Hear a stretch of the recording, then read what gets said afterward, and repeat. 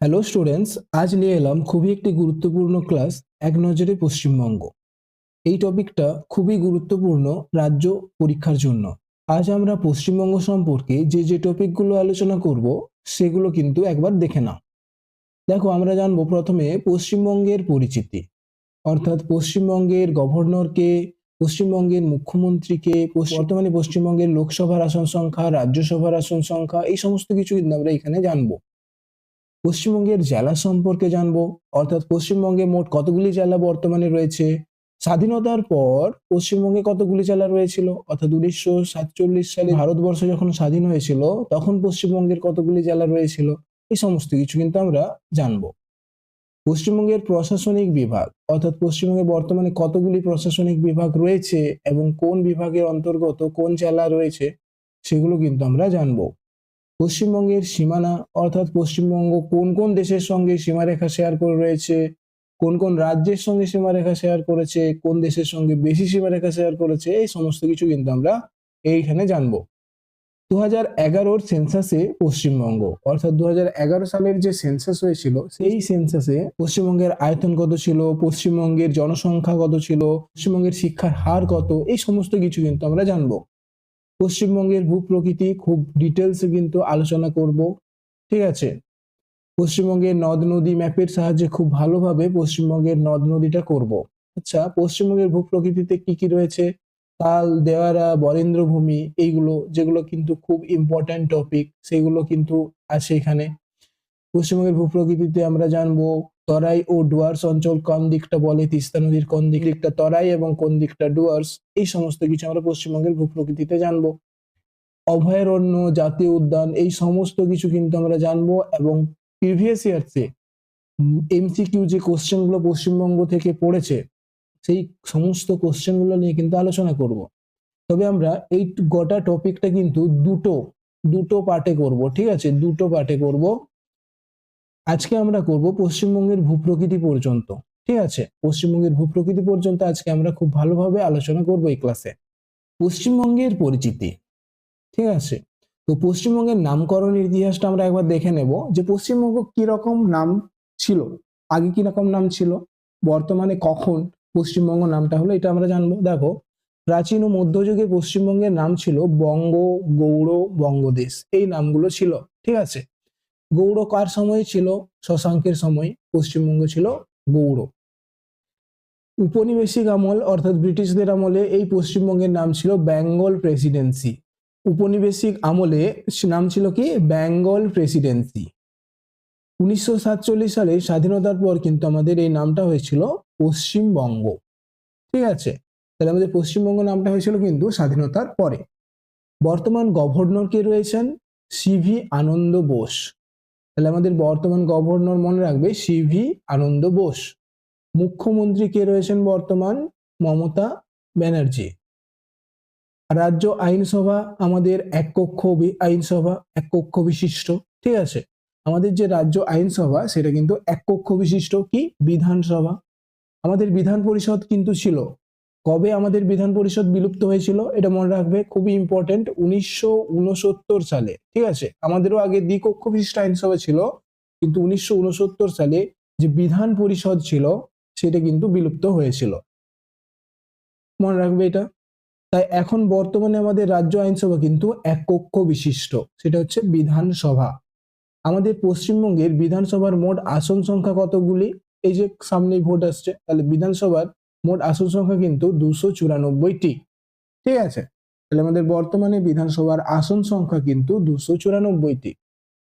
লোকসভার আসন সংখ্যাটা মনে রাখবে, লোকসভার আসন সংখ্যা হচ্ছে 42টি এবং রাজ্যসভা অর্থাৎ যেটা হচ্ছে উচ্চকক্ষ আমাদের সংসদের, তার হচ্ছে আসন সংখ্যা হচ্ছে 16, ঠিক আছে।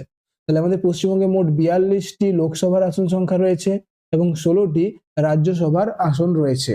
এরপর দেখো, পশ্চিমবঙ্গের প্রথম মুখ্যমন্ত্রী কে ছিলেন? পশ্চিমবঙ্গের প্রথম মুখ্যমন্ত্রী ছিলেন প্রফুল্লচন্দ্র ঘোষ, ঠিক আছে। পশ্চিমবঙ্গের প্রথম রাজ্যপাল কে ছিলেন? চক্রবর্তী রাজা গোপালাচারী, মনে রাখবে, চক্রবর্তী রাজা গোপালাচারী, যিনি ছিলেন আমাদের স্বাধীন ভারতবর্ষের শেষ গভর্নর জেনারেল। কে ছিলেন? স্বাধীন ভারতবর্ষের শেষ গভর্নর জেনারেল। স্বাধীন ভারতবর্ষের শেষ গভর্নর জেনারেল ছিলেন চক্রবর্তী রাজা গোপালাচারী। তিনি ছিলেন পশ্চিমবঙ্গের প্রথম রাজ্যপাল। ঠিক আছে, মনে রাখবে। পশ্চিমবঙ্গের প্রথম মুখ্যমন্ত্রী কে ছিলেন? প্রফুল্লচন্দ্র ঘোষ। উচ্চ আদালত হচ্ছে কলকাতা হাইকোর্ট, যেটা কিন্তু 1862 খ্রিস্টাব্দে প্রতিষ্ঠিত হয়েছিল। আমাদের রাজধানী শহর কি? কলকাতা। কলকাতাকে কি বলা হয়? City of joy. ঠিক আছে, বা প্রসাদ নগরী বলা হয়। ঠিক আছে, এই দুটো কিন্তু আমাদের কলকাতাকে বলা হয়, খুব ইম্পর্টেন্ট, এগুলো কিন্তু আসে। এবারে আমরা জানবো পশ্চিমবঙ্গের জাতীয় প্রতীক। আমাদের যে জাতীয় প্রতীকগুলো সেগুলো দেখো একবার। রাজ্য পশু, আমাদের রাজ্য পশু কি? পশ্চিমবঙ্গের মেছো বিড়াল বা ফিশিং ক্যাট। মনে রাখবে যে মেছো বিড়াল বা ফিশিং ক্যাট হলো আমাদের রাজ্য পশু। রাজ্য ফুল কি? শিউলি বা পরিজাত। শিউলি বা পরিজাত, এই দুটোর মধ্যে যে কোনো একটা যদি তোমাদের পরীক্ষায় অপশন থাকে তাহলে তোমরা কিন্তু অ্যান্সার করে দিয়ে আসবে। আমাদের রাজ্য গাছ কি? ছাতিম। ঠিক আছে, আমাদের রাজ্য গাছ কি? ছাতিম। আর রাজ্য পাখি হলে সাদা বুক মাছরাঙা। শুধু মাছরাঙা নয়, সাদা বুক মাছরাঙা হচ্ছে আমাদের রাজ্য পাখি। এরপরে আমরা পশ্চিমবঙ্গের জেলা সম্পর্কে খুব ভালোভাবে জানবো। দেখো, যখন ভারতবর্ষ স্বাধীনতা লাভ করেছিল 1947 সালে, সেই স্বাধীনতার সময় পশ্চিমবঙ্গের মোট জেলা ছিল 14টি। তাহলে কোশ্চেন এরকম আসতে পারে যে 1947 সালে ভারত যখন স্বাধীন হয়েছিল তখন আমাদের পশ্চিমবঙ্গে মোট কতগুলি জেলা রয়েছিল? তো রাইট অ্যান্সার হবে 14টি। এটা মনে রাখবে। কিন্তু বর্তমানে আমাদের জেলার সংখ্যা রয়েছে 23টি। কি কি জেলা রয়েছে আমরা একবার দেখে নেব। দেখো, দার্জিলিং, উপর থেকে যদি দেখি, প্রথমে দার্জিলিং, কালিম্পং, তারপরে হচ্ছে জলপাইগুড়ি, আলিপুরদুয়ার, কোচবিহার, উত্তর দিনাজপুর, দক্ষিণ দিনাজপুর, মালদা, মুর্শিদাবাদ, বীরভূম, পশ্চিম বর্ধমান, পূর্ব বর্ধমান, নদিয়া, উত্তর 24 পরগনা, দক্ষিণ 24 পরগনা, হাওড়া, কলকাতা, হুগলি, ঠিক আছে, বাঁকুড়া, পুরুলিয়া, ঝাড়গ্রাম, পশ্চিম মেদিনীপুর, পূর্ব মেদিনীপুর। তাহলে আমাদের এখন এই 23টি জেলা রয়েছে। ঠিক আছে, তাহলে এইবারে দেখো, তাহলে প্রথমে তো 14টি জেলা ছিল, তাহলে কত খ্রিস্টাব্দে কোন জেলাগুলো ভেঙে কোন জেলাগুলো তৈরি হয়েছে সেগুলো আমরা জানবো। দেখো, 1992 সালে নবগঠিত জেলাগুলো তো আমরা জানবোই, তার আগে আমরা জেনে নেব। দেখো, 1992 সালে পশ্চিম দিনাজপুর, ঠিক আছে, যেটা ভেঙে হয়েছে এই যে উত্তর দিনাজপুর আর দক্ষিণ দিনাজপুর। এটা আগে নাম ছিল কি? পশ্চিম দিনাজপুর। তাহলে স্যার বলুন পূর্ব দিনাজপুর কোনটা? দেখো, পূর্ব দিনাজপুর রয়েছে কোথায়? বাংলাদেশে। এইরকম জায়গাটাই রয়েছে পূর্ব দিনাজপুর। স্বাধীনতার পর যখন দেশ ভাগ হয় তখন পূর্ব দিনাজপুরটা হয় কি? পূর্ব দিনাজপুরটা হয় বাংলাদেশের এবং পশ্চিম দিনাজপুরটা হয় ভারতের, যেটা পশ্চিমবঙ্গে রয়েছে। সেই পশ্চিম দিনাজপুরটা কিন্তু 1992 খ্রিস্টাব্দে ভেঙে হয়েছে উত্তর দিনাজপুর আর দক্ষিণ দিনাজপুর। ঠিক আছে, 1986 খ্রিস্টাব্দে 24 পরগনা। দেখো, এই 24 পরগনা আগে কি একটা ছিল? সেই 24 পরগনাটা ভেঙেছে 1986 খ্রিস্টাব্দে। সেই 24 পরগনা ভেঙে কি হয়েছে? উত্তর 24 পরগনা আর দক্ষিণ 24 পরগনা। 2002 সালে এই যে মেদিনীপুর, যেটা ছিল পশ্চিম মেদিনীপুর আর পূর্ব মেদিনীপুর হয়েছে, আগে এটা মেদিনীপুর ছিল এবং বর্তমানে আরো একটা ভেঙে গেছে। পশ্চিম মেদিনীপুর ভেঙে ঝাড়গ্রাম গঠিত হয়েছে। তাহলে এই পুরো এরিয়াটা কি ছিল? আগে স্বাধীনতার সময় একটা জেলা ছিল, সেটা হচ্ছে মেদিনীপুর। সেই মেদিনীপুরটা 2002 সালে ভেঙে হয়েছে পশ্চিম মেদিনীপুর আর পূর্ব মেদিনীপুর। ঠিক আছে, পশ্চিম দিনাজপুর কত খ্রিস্টাব্দে ভেঙেছে? 1992 সালে। 24 পরগনা কখন ভেঙেছে?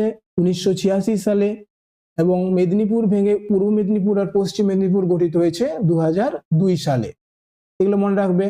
দেখো, সবসময় যে নবগঠিত জেলাগুলো পরীক্ষায় আসবে এটাই কোনো কারণ নয়। পুরোনো যে জেলাগুলো ভেঙে যে জেলাগুলো তৈরি হয়েছিল সেগুলোও কিন্তু তোমাদের পরীক্ষায় আসে এবং দিতে পারে। এবারে আমরা নবগঠিত জেলাগুলো জানবো, অর্থাৎ লাস্টে যে জেলাগুলো গঠিত হয়েছিল সেই জেলাগুলো সম্পর্কে আমরা জানবো। দেখো, এরপর 2014 সালের 25শে জুন, ঠিক আছে, মনে রাখবে 2014 সালের 25শে জুন এই যে জলপাইগুড়ি জলপাইগুড়ি ভেঙে হয়েছে আলিপুরদুয়ার। এই যে জলপাইগুড়ি, আগে এইটা গোটাটা জলপাইগুড়ি ছিল, ঠিক আছে, এই জলপাইগুড়িটা ভেঙে হয়েছে আলিপুরদুয়ার। 2017 সালের 14 ফেব্রুয়ারি, 2017 সালে কিন্তু 3টা নতুন জেলা গঠিত হয়েছিল আমরা জানি। দেখো 2017 সালে 14 ফেব্রুয়ারি দার্জিলিং থেকে কালিম্পং জেলা হয়েছিল। তাহলে প্রথমে 2017 সালে প্রথমে যে জেলাটা গঠিত হয়েছিল সেটা হচ্ছে 14 ফেব্রুয়ারি, সেটা হচ্ছে দার্জিলিং ভেঙে কালিম্পং। এই যে দার্জিলিং ছিল এইটা গোটাটা, এই দার্জিলিংটা ভেঙে কি হয়েছে কালিম্পং। 2017 সালের 4 ফেব্রুয়ারি কিন্তু পশ্চিম মেদিনীপুর ভেঙে ঝাড়গ্রাম হয়েছে, অর্থাৎ এটা ঝাড়গ্রাম হচ্ছে আমাদের 22তম জেলা, ঠিক আছে। কালিম্পং হচ্ছে আমাদের 21তম জেলা। এই কততম এটাও কিন্তু একটু মনে রাখবে, পরীক্ষায় পড়তে পারে যে আমাদের 21তম জেলা কি পশ্চিমবঙ্গের, সেটা হবে কালিম্পং, 22তম হলে ঝাড়গ্রাম। তাহলে ঝাড়গ্রামটা হয়েছিল 2017 সালের 4 এপ্রিল, যেটা পশ্চিম মেদিনীপুর ভেঙে হয়েছিল। এবং 2017 সালের 7 এপ্রিল বর্ধমান ভেঙে হয়েছিল পশ্চিম বর্ধমান, অর্থাৎ পশ্চিম বর্ধমান আর পূর্ব বর্ধমান হয়েছে। এই কটাটা বর্ধমান ছিল, তারপরে এই যে পশ্চিম বর্ধমান, এটা কিন্তু আমাদের একদম নবগঠিত জেলা বা 23তম জেলা, মনে রাখবে। তাহলে আমাদের 23তম জেলা হচ্ছে পশ্চিম বর্ধমান, যেটা কিন্তু 2017 সালের 7 এপ্রিল গঠিত হয়েছিল। এবারে দেখো আমাদের মোট 5টি প্রশাসনিক বিভাগ রয়েছে, ঠিক আছে। আমাদের পশ্চিমবঙ্গের মোট 5টি প্রশাসনিক বিভাগ রয়েছে। কি কি বিভাগগুলি রয়েছে? জলপাইগুড়ি বিভাগ, উপর থেকে যদি আমরা ধরি তাহলে প্রথমে জলপাইগুড়ি বিভাগ, তারপরে মালদহ বিভাগ, তারপরে বর্ধমান বিভাগ, তারপরে প্রেসিডেন্সি বিভাগ, তারপরে মেদিনীপুর বিভাগ, ঠিক আছে। তো জলপাইগুড়ি বিভাগের মধ্যে রয়েছে কি কি? 5টা জেলা রয়েছে, কি? আলিপুরদুয়ার, কালিম্পং, কোচবিহার, জলপাইগুড়ি আর দার্জিলিং। তাহলে জলপাইগুড়ি বিভাগ কি কি রয়েছে আরেকবার দেখে নাও ম্যাপে।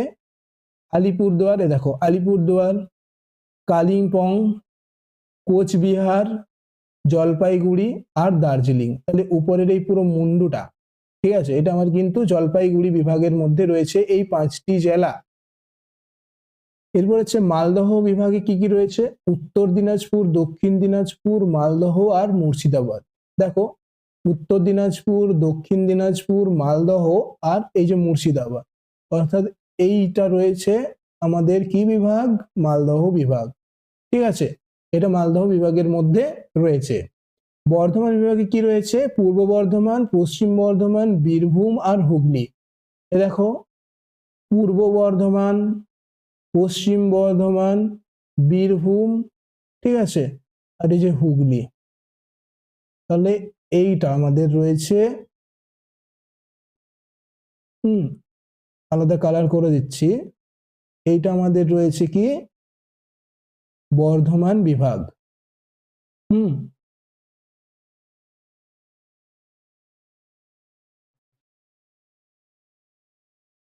এইটা আমাদের রয়েছে কি? নদিয়া মালদহ বিভাগ। আর এটা হচ্ছে কি? জলপাইগুড়ি বিভাগ। এবারে দেখো, এবার হচ্ছে প্রেসিডেন্সি বিভাগ কি কি রয়েছে? হুগলি, নদিয়া, এখানে নদিয়া রয়েছে, কলকাতা, উত্তর 24 পরগনা, দক্ষিণ 24 পরগনা। তাহলে 5টা, এই 5টা জেলা রয়েছে। এটা আমরা আলাদা কালি করে দিচ্ছি। তাহলে কি কি? নদিয়া, প্রেসিডেন্সি বিভাগে রয়েছে নদিয়া, উত্তর 24 পরগনা, দক্ষিণ 24 পরগনা, কলকাতা, হাওড়া, ঠিক আছে। তাহলে এই 5টা জেলা রয়েছে আমাদের প্রেসিডেন্সি বিভাগে। এবং লাস্টে রয়েছে মেদিনীপুর বিভাগ। মেদিনীপুর বিভাগে কি কি রয়েছে দেখে নাও। পুরুলিয়া, বাঁকুড়া, ঝাড়গ্রাম, পশ্চিম মেদিনীপুর, পূর্ব মেদিনীপুর, ঠিক আছে। কি কি রয়েছে? পুরুলিয়া, বাঁকুড়া, ঝাড়গ্রাম, পশ্চিম মেদিনীপুর, পূর্ব মেদিনীপুর। এটা মনে থাকবে। তাহলে প্রথমে উপরের দিকে রয়েছে কি? আমরা মনে রাখবো কি হবে? একদম প্রথম থেকে, একদম উপর থেকে। উপরে রয়েছে জলপাইগুড়ি বিভাগ, সেখানে রয়েছে আলিপুরদুয়ার, কালিম্পং, কোচবিহার, জলপাইগুড়ি আর দার্জিলিং। তারপরে হচ্ছে মালদহ বিভাগ, যেখানে রয়েছে উত্তর দিনাজপুর, দক্ষিণ দিনাজপুর, মালদহ আর মুর্শিদাবাদ। ঠিক আছে। বর্ধমান বিভাগে রয়েছে পূর্ব বর্ধমান, পশ্চিম বর্ধমান, বীরভূম আর হুগলি। তারপর হচ্ছে প্রেসিডেন্সি বিভাগে কি রয়েছে? উত্তর 24 পরগনা, দক্ষিণ 24 পরগনা, কলকাতা, নদিয়া আর হাওড়া। আর মেদিনীপুর বিভাগে রয়েছে পশ্চিম মেদিনীপুর, পূর্ব মেদিনীপুর, পুরুলিয়া, বাঁকুড়া আর ঝাড়গ্রাম। তাহলে আমাদের মোট 5টা বিভাগ রয়েছে এবং কোন বিভাগে কোন কোন জেলা রয়েছে সেগুলো কিন্তু আমরা জেনে নিলাম। এবারে আমরা পশ্চিমবঙ্গের সীমানা সম্পর্কে কিন্তু জানবো, খুব গুরুত্বপূর্ণ একটা টপিক। পশ্চিমবঙ্গের উত্তর থেকে দক্ষিণের দূরত্বটা কত? ঠিক আছে, পশ্চিমবঙ্গের এই উত্তর থেকে দক্ষিণের দূরত্বটা কত? সেটা হবে 623 কিমি, মনে রাখবে। হ্যাঁ, 623 কিমি। আর পূর্ব থেকে পশ্চিম, অর্থাৎ এই পূর্ব থেকে পশ্চিমের দূরত্ব কত? 320 কিমি।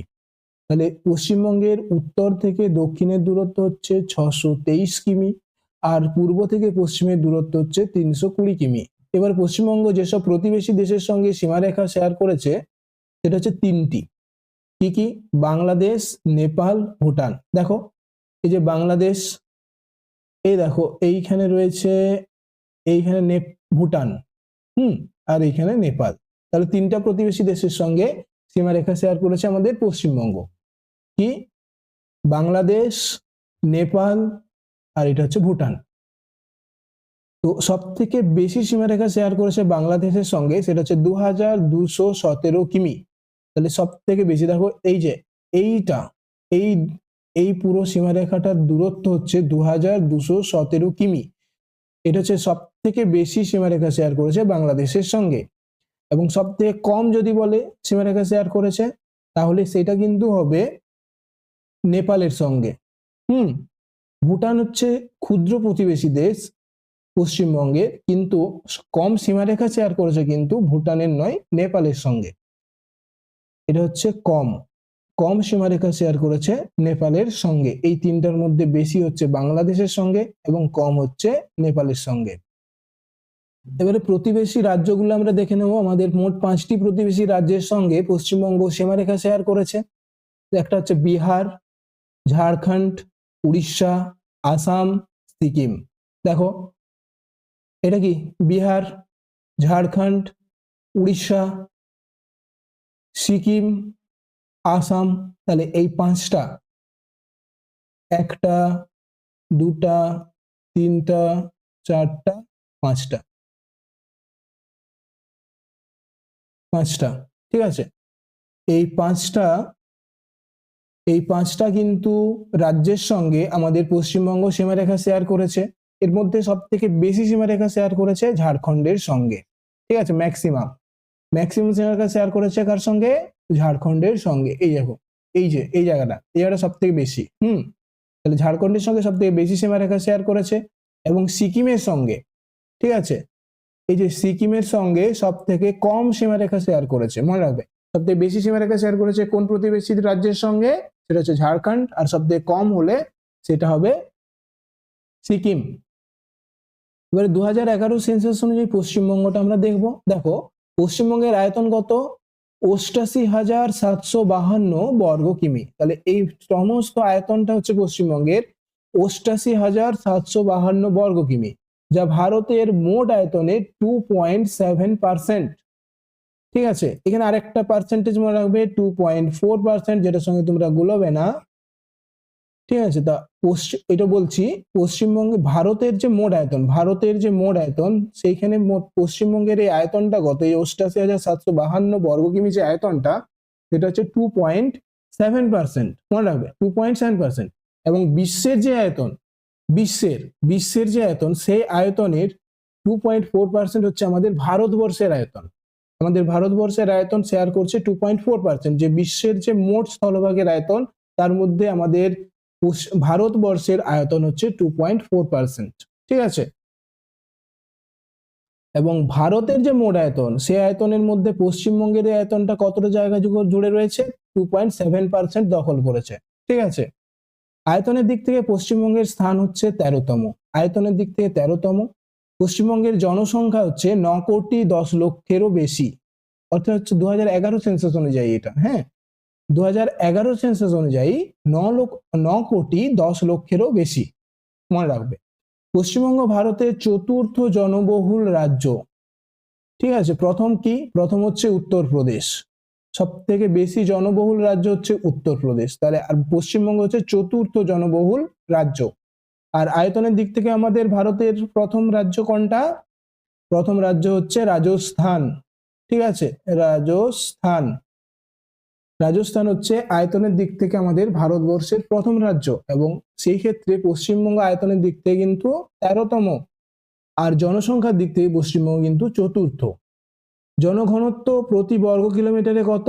1029, যেটা কিন্তু বিহারের পরেই। জনঘনত্বের দিক থেকে আমাদের পশ্চিমবঙ্গ হচ্ছে দ্বিতীয় স্থানে রয়েছে। ঠিক আছে, জনঘনত্বের দিক থেকে কিন্তু পশ্চিমবঙ্গ আমাদের দ্বিতীয় স্থানে রয়েছে, অর্থাৎ প্রতি বর্গ কিমিতে 1029 জন। পশ্চিমবঙ্গ দ্বিতীয় জনঘনত্ব যুক্ত রাজ্য। লিঙ্গানুপাত কি?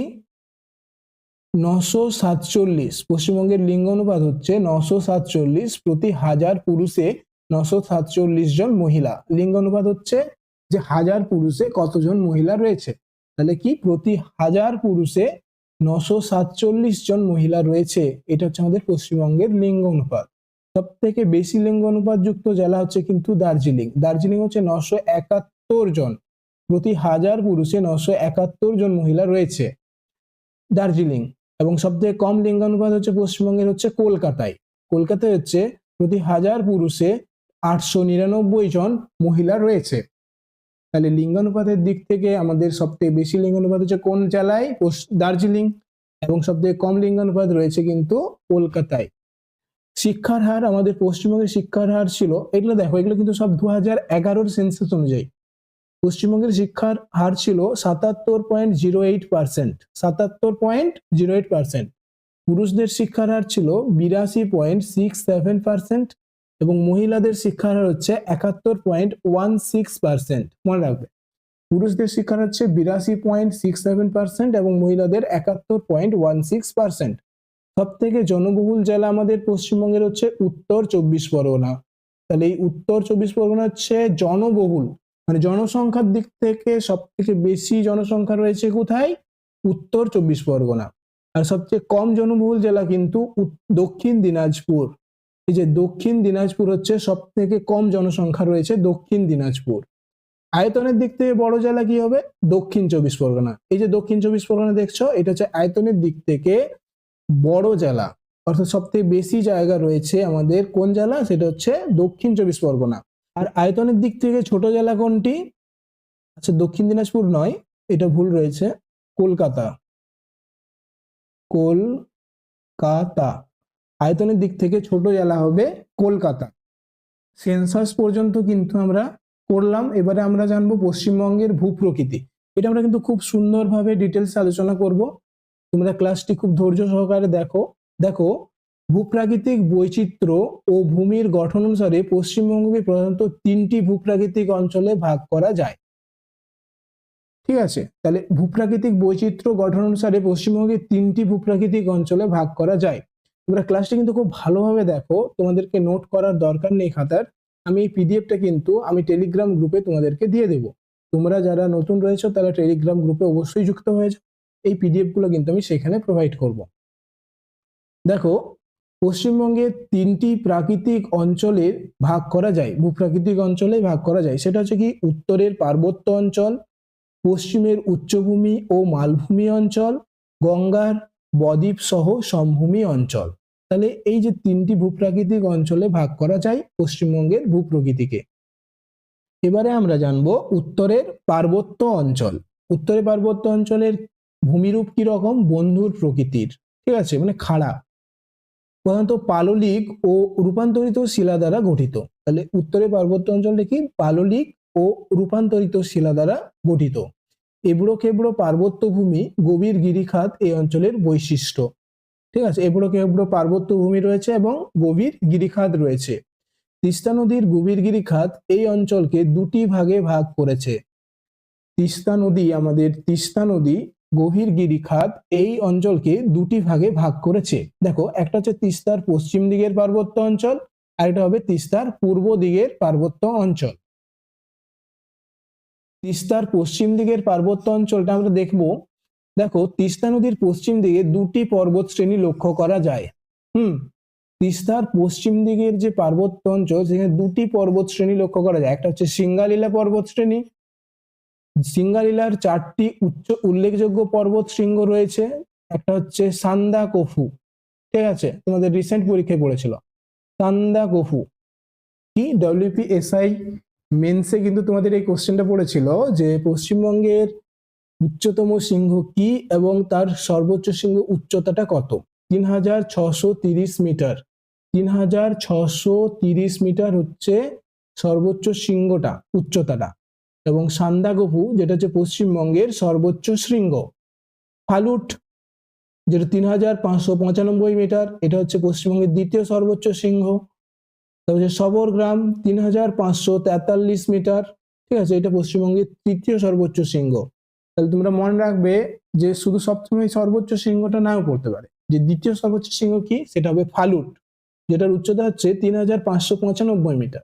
তৃতীয় বললে সবরগ্রাম, সেটা হচ্ছে 3543 মিটার। আর একটা রয়েছে সিঙ্গালীলা পর্বতশ্রেণীতে টংলু, টংলু যেটা 3070 মিটার, ঠিক আছে। তোমাদের যদি বলে পশ্চিমবঙ্গের চতুর্থ সর্বোচ্চ শৃঙ্গ, তাহলে কিন্তু হবে ঋষিলা, ঋষিলা, ঠিক আছে। ঋষিলা হবে পশ্চিমবঙ্গের চতুর্থ। দেখো প্রথম সান্দাকফু, দ্বিতীয় হচ্ছে ফালুট, তৃতীয় হচ্ছে সবরগ্রাম, চতুর্থ হবে ঋষিলা। এর উচ্চতাটা হবে 3130 মিটার, ঠিক আছে, 3130 মিটার। আর পঞ্চম হলে টংলু। এবার হচ্ছে দেখো আরেকটা কি রয়েছে, দার্জিলিং কার্সিয়াং পর্বত শ্রেণী। তাহলে প্রথমে আমরা দেখলাম সিঙ্গালীলা পর্বত শ্রেণী। এটা হচ্ছে তিস্তা নদীর পশ্চিম দিকে যে দুটি পর্বত শৃঙ্গ ছিল, একটা হচ্ছে সিঙ্গালীলা আর একটা হচ্ছে দার্জিলিং কার্সিয়াং পর্বত শ্রেণী। দার্জিলিং কার্সিয়াং পর্বত শ্রেণীর উচ্চতম শৃঙ্গ হচ্ছে কি টাইগার হিল, টাইগার হিল, যেটার উচ্চতা হচ্ছে 2567 মিটার। এবার আরেকটা ভাগ ছিল কি তিস্তা নদীর পূর্ব দিকের পার্বত্য অঞ্চল। তিস্তা নদীর পূর্ব দিকের পার্বত্য অঞ্চল, তিস্তা নদীর পূর্ব দিকে রয়েছে দূরবিন্দার পর্বত শ্রেণী। এই অঞ্চলের সর্বোচ্চ শৃঙ্গ হচ্ছে ঋষিলা, যেটা হচ্ছে পশ্চিমবঙ্গের চতুর্থ সর্বোচ্চ শৃঙ্গ। ঋষিলা সেটা কোথায় রয়েছে, দূরবিন্দার পর্বত শ্রেণীতে। তাহলে আমরা উত্তরের পার্বত্য অঞ্চলটা জেনে নিলাম। এবারে আমরা জানবো পশ্চিমবঙ্গের মালভূমি ও উচ্চভূমি অঞ্চল। দেখো সমগ্র পুরুলিয়া জেলা, বাঁকুড়া, বর্ধমান, ঝাড়গ্রাম, বীরভূম, পশ্চিম মেদিনীপুর কিছুটা অংশ নিয়ে এই অঞ্চল কিন্তু গঠিত।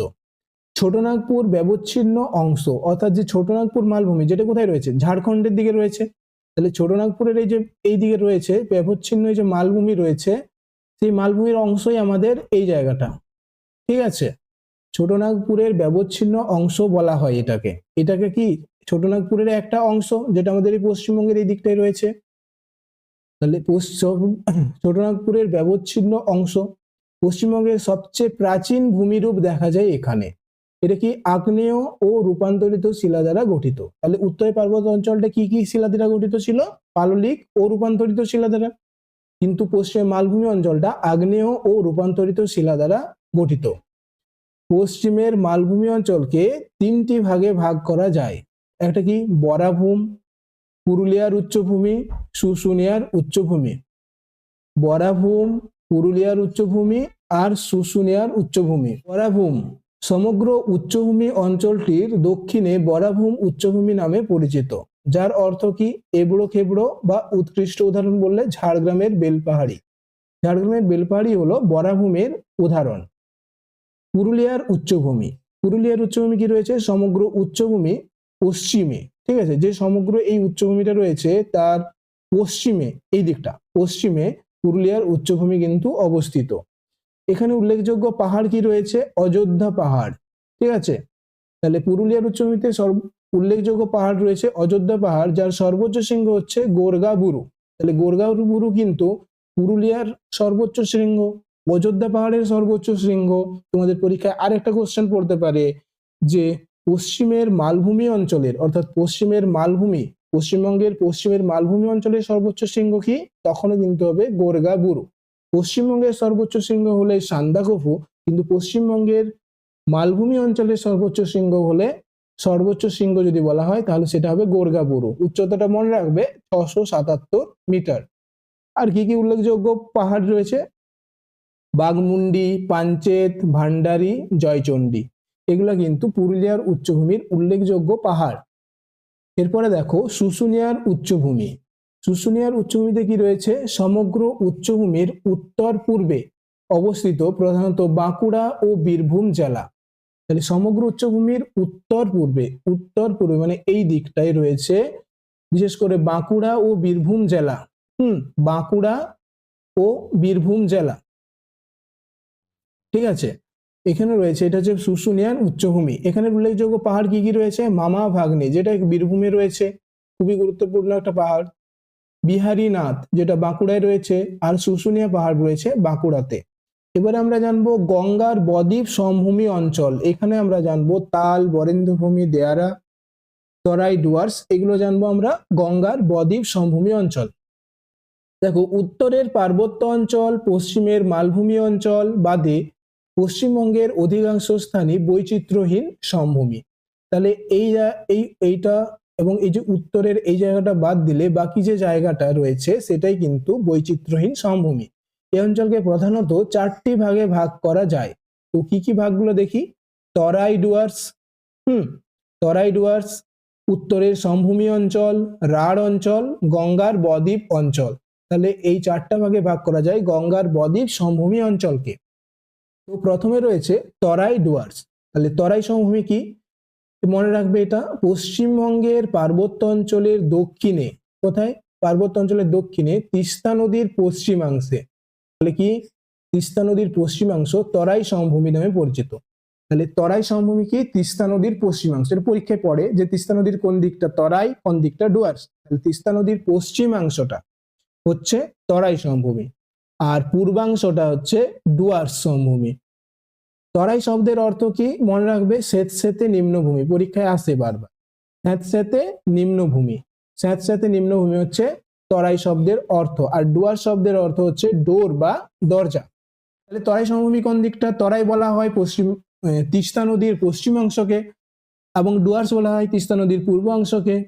তরাই শব্দের অর্থ হচ্ছে স্যাঁতস্যাঁতে নিম্নভূমি এবং ডুয়ার্স শব্দের অর্থ হচ্ছে ডোর বা দরজা। এবার দেখো উত্তরের সমভূমি অঞ্চল। উত্তরবঙ্গের সমগ্র সমভূমি অঞ্চল পাহাড়ি অঞ্চল বাদে পুরো অংশই হলো উত্তরের সমভূমি অঞ্চল, যা মূলত তাল, বরেন্দ্রভূমি ও দেয়ারা নামে পরিচিত। তো এইখান থেকে কোশ্চেন আছে, তাল, বরেন্দ্রভূমি ও দেয়ারা কি? দেখো তাল হচ্ছে কোচবিহার ও জলপাইগুড়ি জেলার পশ্চিমাংশে অবস্থিত বিক্ষিপ্ত জলাভূমিকে তাল বলে। তাহলে তাল হচ্ছে বিক্ষিপ্ত জলাভূমি, সেটাকে কিন্তু তাল বলে। এটা কোথায় রয়েছে? কোচবিহার, জলপাইগুড়ি। দেয়ারা, দেয়ারা হচ্ছে মালদহ জেলার দক্ষিণাংশে গঙ্গার নবীন পলিযুক্ত উর্বর ভূমিভাগ। নবীন পলিযুক্ত উর্বর ভূমিভাগ, এই লাইনটা মনে রাখবে, নবীন পলিযুক্ত উর্বর ভূমিভাগ, এটা কিন্তু দেয়ারা নামে পরিচিত। তাহলে দেয়ারা হচ্ছে নবীন পলিযুক্ত উর্বর যে ভূমিভাগ, সেটা দেয়ারা নামে পরিচিত। এটা মালদহ জেলায় রয়েছে, মালদহ জেলার দক্ষিণাংশে। আর বরেন্দ্রভূমি হচ্ছে মৃদু ঢেউযুক্ত, যেখানে ল্যাটেরাইট ও প্রাচীন পলি সমৃদ্ধ মৃত্তিকা। তাহলে এটা হচ্ছে ল্যাটেরাইট ও প্রাচীন পলি। নবীন পলি হচ্ছে কি? দেয়ারা, আর প্রাচীন পলি হচ্ছে বরেন্দ্রভূমি। তাহলে প্রাচীন পলি সমৃদ্ধ মৃত্তিকা, যা প্রধানত দক্ষিণ দিনাজপুর, মালদহ জেলার পূর্বাংশে অবস্থিত, তাহাই বরেন্দ্রভূমি নামে পরিচিত।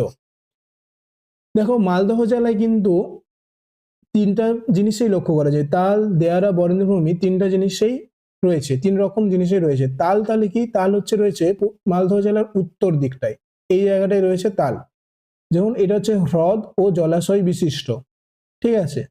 বরেন্দ্রভূমি হচ্ছে প্রাচীন পলি দ্বারা গঠিত, ঢেউযুক্ত, সেটা কিন্তু মালদহ জেলার পূর্বাংশে রয়েছে, এই পূর্বাংশে রয়েছে বরেন্দ্রভূমি। দেয়ারা হচ্ছে নবীন পলি দ্বারা গঠিত, গঙ্গার নবীন পলি দ্বারা গঠিত, এটা রয়েছে কিন্তু দক্ষিণাংশের দিকে, ঠিক আছে। মালদা জেলার দক্ষিণাংশের দিকে রয়েছে দেয়ারা, যেটা হচ্ছে গঙ্গার নবীন পলি দ্বারা গঠিত। তাহলে তাল কি? তাল হচ্ছে হ্রদ ও জলাশয় যুক্ত। বরেন্দ্রভূমি হচ্ছে প্রাচীন পলি দ্বারা গঠিত ভূমিভাগ এবং দেয়ারা হচ্ছে নবীন পলি গঠিত ভূমিভাগ। তাহলে এটা মনে রাখবে, তাল, বরেন্দ্রভূমি আর দেয়ারা কি। এবার হচ্ছে রাঢ় সমভূমি। রাঢ় শব্দের অর্থ কি? পাথুরে জমি। মনে রাখবে, রাঢ় শব্দের অর্থ হচ্ছে পাথুরে জমি। এটা মূলত ছোটনাগপুর মালভূমির ক্ষয়জাত পদার্থ সঞ্চিত হয়ে গঠিত। তাহলে এটা ছোটনাগপুর মালভূমির কাছেই রয়েছে, মানে ওই মালভূমিটার পরেই রয়েছে রাঢ় সমভূমি। তাহলে এটা ছোটনাগপুর মালভূমির ক্ষয়জাত পদার্থের দ্বারা মানে পদার্থ সঞ্চিত হয়ে সৃষ্টি হয়েছে। বাঁকুড়া ও বীরভূম জেলা দেখা যায়। এখানে হচ্ছে বাঁকুড়া আর বীরভূম জেলায় কিন্তু রাঢ় সমভূমিটা দেখা যায়। এই সমভূমি হচ্ছে ল্যাটেরাইট বা লাল মৃত্তিকা দেখা যায়। এখানে ল্যাটেরাইট বা লাল মৃত্তিকা দেখা যায়। রয়েছে গঙ্গার বদ্বীপ সমভূমি অঞ্চল।